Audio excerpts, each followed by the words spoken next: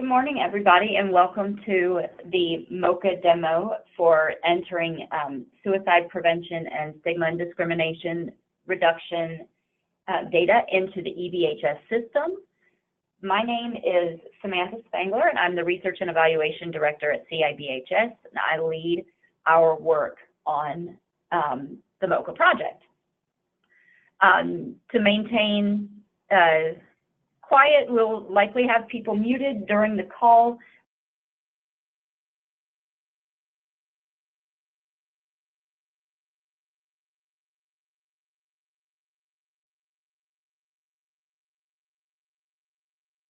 Please feel free to ask any questions you have in the chat box of the GoToMeeting, and we will get them answered during the webinar.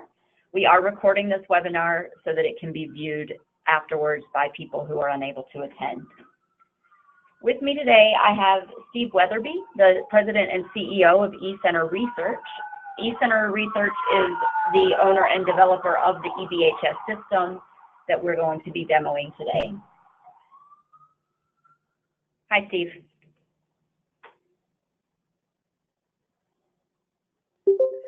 Hello there, and thanks for the introduction. What I'll do is I'll run through the basic interface for MOQA data input and the forms that are available on the system at this point. And we do plan to have some training webinars later, of course, for when county staff that have login accounts to the system would be preparing to input the data. So today's focus is really just a chance to give you a preview of how it functions, and then eventually reports will be written against the data collections as well. So let me get the screen up and showing. So there are 4 data inputs. Data collection templates, we call them, and the first I'll show you is suicide prevention measures, and there are 2 of them that behave in a very similar way. So I'll probably show you this one, and then I'll switch over to a couple of the other surveys relative to suicide and stigma. So these are interactive forms depending on whether we know information already. Some of it's injected directly. Others you would put in data entries, some of it's text box, check boxes, and so on. Pretty typical online data collection forms, but this will respond to what you're choosing in terms of putting data in particular areas on this particular measure. So if you were to choose classes, trainings, workshops, and presentations as a strategy, then that's going to load effectively categories within there, so subcategories in there, and then again, depending on what you're identifying, so it should be fairly straightforward and fairly intuitive. If you're choosing this particular intervention skill, assists, then you would then be prompted to complete information about that particular intervention. And again, it's a series of, some of it's yes, no questions, some of it's data entry, check boxes, and so on for you to identify. And it's really pretty straightforward. I mean, if you move down and you need to identify that you provided this, again, you just simply continue in the working area to complete information about each of those particular sections. So as far as data entry goes, it's a relatively intuitive interface and workflow, making sure people are comfortable with data entry when the time comes, and getting their accounts on the system will be relatively straightforward, and won't take long for them to get comfortable with accessing the form and opening it and inputting information. Save and submit. If you are working away, you haven't really finished the data input on this particular form, you can simply save it at this time. Once you're completely finished, you submit it. Now, the difference in behavior is really not that great, other than if you click on save, it saves your work. You come back in, you carry on from where you left off. If you click submit, it still saves your work, but it doesn't, but it commits it to make it available in reporting. So that doesn't mean that once you submit it, that if you realize that you needed to make a change, that you can still come back in, make a change, resubmit it, and it's going to update your data in any case. So, and if you needed to print out the actual form for whatever reason, then there's a print option there as well. So saving and submitting.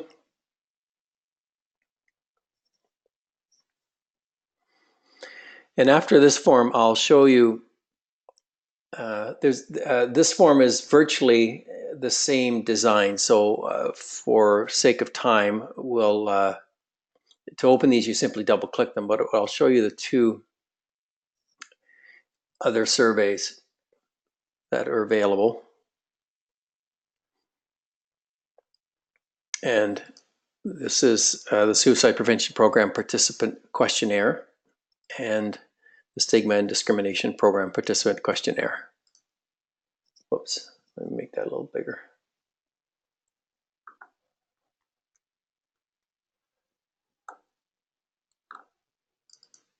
So again, just double click on the form to open it. It's going to load the data collection. Again, pretty straightforward. A series of questions or instructions. Identify the date that you've completed it, which you can change if you need to.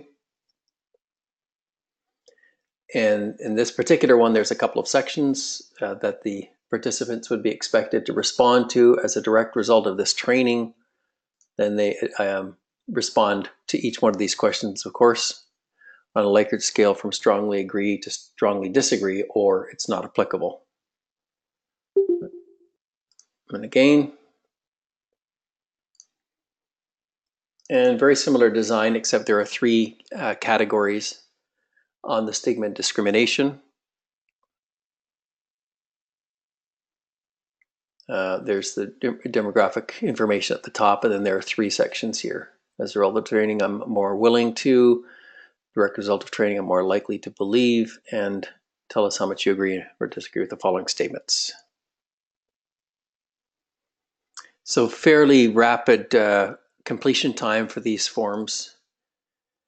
And then ultimately, you will have the ability to run reports against the collections. Right now, we don't have much demo data in the system, but here's a couple of examples on the suicide prevention and the stigma and discrimination participant questionnaire. So you would have some basic reports that would give you a breakdown of each of the categories. So as a direct result of this training, I'm more willing to.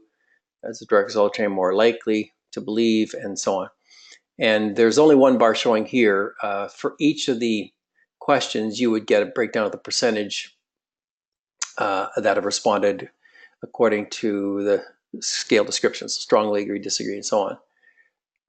And we only have one demo data in here, but once you have results, of course, there would be a bar for each of these on each question, so you can see the breakdown. And there's other reports that are going to be coming along as well, but that just gives you an idea where you'd simply come in, choose the report that you want to run.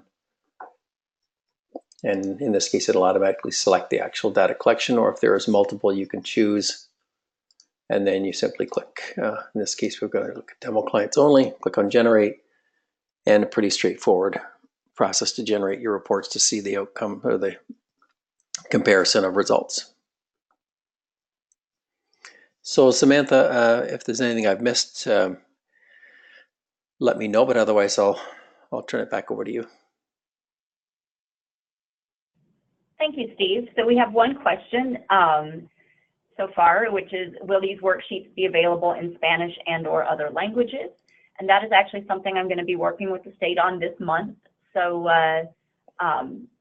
we're in active discussion around that, and we're aware that counties do need multiple languages for these participant surveys. Sure, and the system is multilingual, so it's possible to, once we have, or if we're given direction to make it available in Spanish or any other language, then those are simply loaded onto the system, and then based on the user's language preference, it will deliver up that language of the follow-up questionnaires. Great, thank you, Steve. Do we have any other questions?